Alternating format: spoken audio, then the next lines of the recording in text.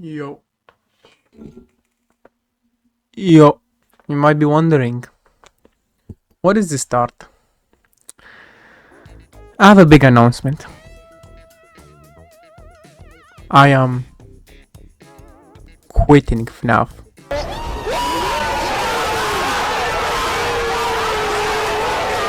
Everybody's shocked. The tears are crying, the moon is shining, the sun is dying, and my friends are... Wait, I have friends? No. What does that mean? That means that I will either reduce the plays of FNAF by completely gone till 1 hour only, or that I will never play them again. And instead, I will play with myself. So this is the last video of FNAF, even though my friend JB, trying to put the hate on him, said that he will do unspeakable things to me if I upload one more video on FNAF. All I have to say for that is kiss. But not in all seriousness, as a parting gift, this is the final guide on the boys, because that's by far one of the favorite games I played. Let's talk the boys. Even the game's zest it's not really what you would think. Not really with the boys. For the boys game, the game sounds like a game where you play with your boys, have fun. No, you are not with the boys. They're with the boys. You're the one who is not with the boys, and you're gonna get fucked with the boys. You're just by yourself. But in all seriousness, I'm gonna be giving you a guide of how I beat the boys quickly and swiftly. But I mean, I spent 13 hours on it, but that doesn't matter. Forget about that. There are like 2 characters that make the game hard. By the way, I'm not explaining the game at all. So if you want to know how the game works, well, go watch something else. I'm not explaining the game how it works. I'm just gonna jump right into this. Don't take this personal. Just get out of here. Like, the only problem with this game is that it has one difficulty and one only. And something I like to call is future threats. Future threats is as it sounds, you know. It's when you do something and you have to think of the future. You know, it's some kind of situation where you slap where you slap your friend on the cheek, and then you think like, what they're gonna do, like they're gonna slap me back, how they're gonna move. You know, you think of the future before, like you think of the consequences, and that's basically how the game works. In other words, when you hide and you know you die by Luke, that's all your fault. Like you died by Luke. Or you say, oh, it was impossible. No, you should have flashed time on the guy. You should have got him before. You should have unsynced him before. Like that was your own you. When? I don't know. 10 years before, 10 years yet. When you were born, made something wrong. Somewhere in the scenario, you flashed someone incorrectly and you fucked up, and that's why you lost.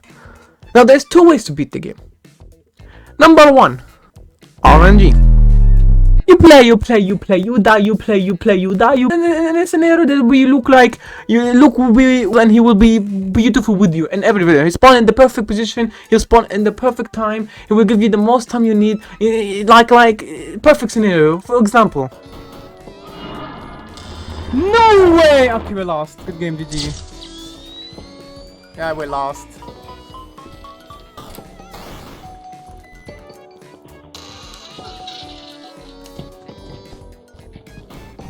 Yeah, we have definitely lost.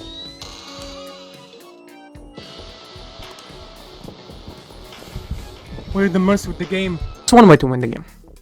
The other way is to force it that no matter when Luke spawns, you can still get him. And that's the hard part. Because some freaking how Luke always chooses the worst moment. I feel like it's self-aware, but I'm not. No. How Luke works. Let me explain the timer. Now keep in mind, this is from my experience only. I don't know how the program works, neither to check the program or to talk to the developer. So I could be completely wrong on how Luke works, but this works for me. So Luke has a timer from 13 seconds. He does not attack after the 13 seconds. He has a guaranteed chance to attack after the 13 seconds. But he can spawn anywhere between 20 seconds and 13 seconds. What does that mean? Believe me, when I saw it in my eyes, I didn't even believe my eyes. Is that what? Okay. So in other words, the first 20 seconds, Luke has a guaranteed non-spawn timer. As soon as you reach 21, he has 10% chance. 22, 20% chance. 23, 30% chance. Now, I don't know the percentage is actually true, but I think it's something around like that, because I found out that he is average between 26 to 27. Sometimes the lowest time I had is 21, and the highest time was like 29. So I'm assuming like there's a chance it goes higher as the timer goes higher until 30 seconds, whereas we guaranteed.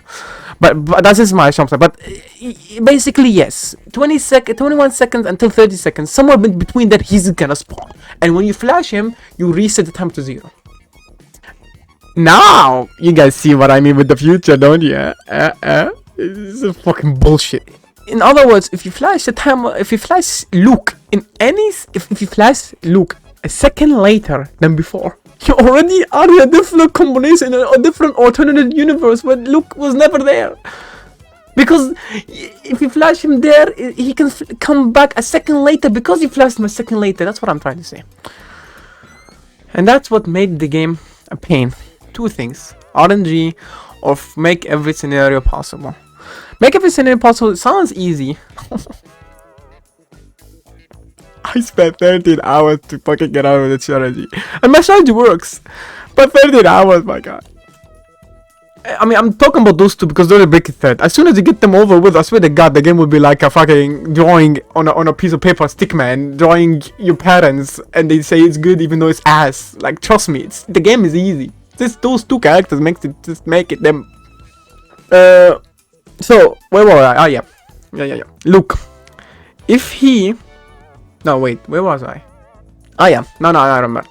So I put up, I don't remember. Okay, so Luke, yeah, there we go, finally. So let me just briefly explain how the timeout guy work. I think it was London. I don't know. I think his name is like I don't know, London, whatever, timer guy. Now, he has a timer. Oh yeah, funny, whatever. He attacks you in different times as the night progresses, which makes it even a pain even more, because you can't even get used to them. Because as soon as you try to get used to one of them, you get discombobulated by the other, because one of them is random and the other one is changing. Okay, so the timer guy takes 16 seconds at the first 12 AM. That means that you need to know when to flash Luke to have the perfect time for the other guy. The problem is to make it possible in every scenario, you need to have the timeout guy 5 seconds over Luke, so you can check all the cameras. Because you're assuming that you don't even know which camera. You need 5 seconds to check every camera. By the way, if you need more than 5 seconds, just give up. You don't have any hope. Just give up. Like you need to check every camera in 5 seconds and know if Luke is there. If you want a tip of how to check cameras, go aim labs. Like, okay, maybe I'm being too harsh, but go ahead, like you need to check the cameras in 5 seconds. Like, test it out. 5 seconds. Time yourself. 5 seconds. You need to flash him. And if in those 5 seconds, if blank attack, you're fucked. Like, just, you're fucked. No chance. No chance. You jocked. So if you check every camera in 5 seconds, you need to flash it and Luke and then go down. The other scenario is that Luke has 5 seconds over the timer guy. That doesn't work. Luke has to have 15 seconds over the timer guy. Why? Let me explain. Because Luke has a chance to spawn from 10 seconds. And if he chooses the worst case scenario, 13 seconds, you need that extra 5 seconds to check every... Wait, no, you don't. Yeah, if he chooses the worst time scenario, you need to have enough time to go down and hide and get up and check for him. You need to be hiding under the bed before it reaches the last 10 seconds. I'm sorry for the miscalculation, my part, but you don't understand how long it took me to do the calculation in my brain. Like, I kept doing the math and redoing the math because I'm ass. Like, watch the Baldi's Basic video and you know what I mean. 10, 11, 12, 13, 10, 8, 7, 6, 5, 4, 3. Now, I forgot. Yes. I forgot. I swear to God, I'm not even acting. Where was I? Okay. If Luke has 3 seconds. No. Okay. If the timer guy is on 1 second, Luke has to be on 11 seconds. There you go. That's what I'm trying to say. But the best case scenario is that you manipulate the timer guy to have more seconds, because you can flash him for 7 seconds. Now, the first 12 a.m. to 3 a.m. are the hardest part. As soon as you get past them, I swear to God, it gets easier. So if you're having trouble after that, you're on your own. Because there is nothing harder. Like, after I did 4 a.m., fucking 5, 6, and 7, I never died to anybody except one time music guy. One time. That was because of me panicking and struggling. But after, like, I calmed down, know what to do, it's easy. After 4 a.m., you're on your own. Like, you got it. What was I? So the timeout guy. Wait, what was I talking about? In the first 12 a.m. till 3 a.m., this is what you do. If you get there, you are on the safe spot on Luke. As you see with the time that I put on the screen right now, this is the best time to flash the timer guy. 16 to 3, it just means 16 added to 3, 19 seconds. 19 seconds, it takes the timeout guy to reach your room, do the animation, and leave. And reset the time. 19 seconds. It would take him 16 seconds to reach to start running into your room, and the 3 seconds are for the animation that he does, like the small, like if you look at his feet and you smell them. I don't know, I never smell them, but maybe you do that, I don't know. And then he leaves. After that, the timer resets to 16 seconds, except if you reach 1 a.m. Then it resets to 18 seconds, added on to 3 seconds. Now, get on 1, 2, or 3. The timer is at 1, 2, or 3. You flash Luke. 3 is the more riskier part. 1 is the shorter the number is, the better your chance, or the better time you will have to escape. That means it's on the reverse. 16, 15, and 14. The higher the number there, the better time gap you will have. So if you flash him on 16 seconds, Luke, you're fine. It's almost impossible to flash him on 60 seconds, because that's basically as soon as timeout guy attacks, he leaves, Luke spawns, and you flash him instantly. That's the best time. That's like the best scenario, but that's never gonna happen 80% of the time, because then that will give you the maximum amount of time to win. Yeah, important is if you flash him anywhere else. Like, if you flash him on 7, 6, 5, 10, any time else, you have to, and I repeat, flash the timeout guy at least once, depending on how much time you need. And this is where the future comes in. You need to know when Luke is attacking. You have to know if Luke is attacking on that and that. You have to keep tabs on him. And this is why you need the Luke Annihilator phone I made. This is an app that I programmed by myself. I don't know who's gonna help me with this, but by myself, to make this game possible. Now, let me briefly explain the phone. And this is not sponsored. So, when you click the start button, you see, it's hard to see you guys. I don't know, what the fuck? Why is it light in there, bro? What is wrong with you? Why is it... Oh, there we go. It should be fine. Okay, I can't see now. Not important. Okay, so where were we? So when you click the start button, you see 2 timers: the red timer and the yellow timer. So this is not important text. Now this timer is the Luke timer. As you can see, as it's going down, it goes down. And you see, this is a timeout timer. So as soon as he reaches 0, it's -1, -2, -3 for the animation. It resets 16. Now you see here, 10, 20. That's just how much percent he's spawning. They don't need to matter. Doesn't matter. Important is, this phone will tell you when Luke is attacking. As soon as you flash him, you click this button, you reset the timer. You cannot click it when... I don't know why I'm explaining. Okay, it doesn't matter. And you can flash the timer guy to give him 7 seconds. So if you flash the timer guy in game, you can flash him here to add 7 seconds. Well, it doesn't... Yeah, this is this phone, this app. I know. I failed miserably explaining it. I don't even give a fuck at this point. This app is programmed to keep up with the timeout guy if you input the flashes that you did perfectly.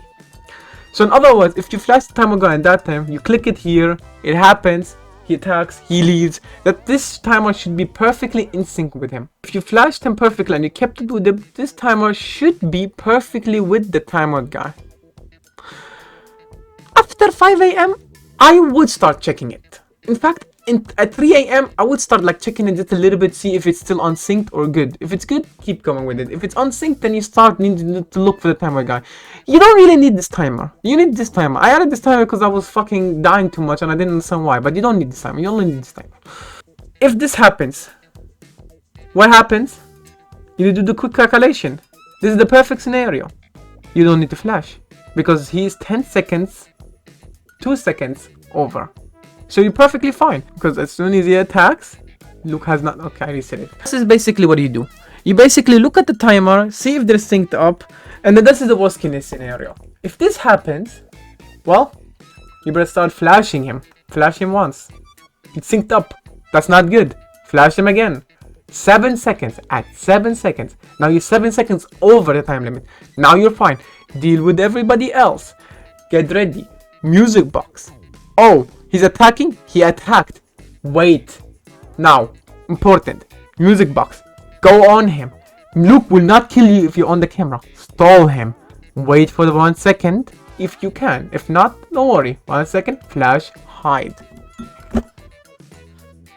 I did that for 12 hours. This strategy, you get to 4 a.m. easily. After that, you're on your own. The reason why after 4 a.m. it gets easier is because the time window where you need to flash him gets a lot easier. As you can see here, 1 a.m. you can only flash him at 1, 2, 3, and 16, 15, and 14. 2 a.m. 1 second, like only 1 second. Risk. Like I thought risky because even at 1 second it's still risky. Like if you flash him any way up, you still need to flash the timer guy. So the best time is 18, 16, 14, whatever. So you have to flash him again. And then as you can see, the gap gets higher and higher and adds more numbers. So basically at like 4 a.m. you can flash him basically anytime if he's not under 10, you know, and stuff like that. So as soon as you get like to 4 a.m. you should be fine. So this is the strat. Let me just say one more time this is the strat. Let me just like summarize and then I'm done. And no more Fnaf again. Maybe I'll play them a little bit, but no more, like a lot. Like I'm reducing the game. There's so much repetitive. Like there's so much so similar. Room, hide, survive 6 a.m. Come on. I repeat. You flash Luke. You do the same thing. You flash him at 1 to 3 seconds, 16 to 4. You know what? I'm not even gonna do it that way. Take it back. 12 a.m. to 3 a.m. Focus on Luke and the timer guy. After that. There we go. After that, no. 12 to 3 a.m. 12 to 3 a.m. Focus on Luke and the timer guy. German man, erase him. He is not in your brain right now. He is not priority. Just forget about him. He will be very close, but he will not kill you. After 3 a.m. you start sending flashes faster than Barry the Flash himself. Like you have to send flash every second you can. You have to abuse the cooldown. So it's gonna be like this. Check the timer, synced up, flash timer guy. Not synced up, flash German guy. Again, halftime, check. Luke is not attacking. Luke timer over 7 seconds. No, the timer guy's second is like 10 seconds over 7 seconds. Flash the German guy. Then flash Luke. Get behind you. Boom, boom. And that's basically how you do it. Like you basically have to spam flashes on the German guy after 3 a.m. If you get lucky and Luke ends up in the same camera as the German man, then you're fine. Then you should be fine. Then you can just flash him once, twice, and you might even get RNG lucky enough and don't even have. And if you end up in a scenario where you have to get Luke early because you know you have to like change to get the music box, I suggest like if you can flash the German guy, but he is not priority until 3 a.m. He's not really big priority. As soon as it reaches 3 a.m. he becomes the highest priority. FYI. After 3 a.m. for some reason, the two guys behind the door, I don't know the name of them, Blank and whatever the other guy is, who cares, he's like a timeout guy wannabe, they both become very aggressive and they attack very fast. So try to deal with them as soon as possible. If you have to deal with blank, I suggest flashing the timeout guy even though you don't need to. Because 80% of the time you will need to flash the German guy, and like having more time on the timeout guy is better. Anyway, like and after 3 a.m. like it's actually just better to have so much time with the timeout guy because you just wanna avoid him to attack. But yeah, flash him every time you can. Like in other words, if you can't flash the German guy because you don't know what he is, flash the timeout guy. You have to flash something.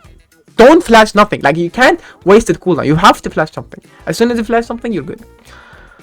And then survive until like, and then when you reach like 6 a.m., 7 a.m., brother, you won't even see the timer guy anymore. That's how often you will attack. I just focus on the music box, flashing the German guy until he's back at the home spawn, flashing the timer guy if you need to, I guess, and then just surviving. And then you should be fine. And that's just the guide. I don't know if you enjoyed the guide, but like I said, this is probably gonna be the final Fnaf game I ever take a video about. I hope you guys enjoyed the video of me explaining how to beat the boys. Took me a while, and we'll see what comes over.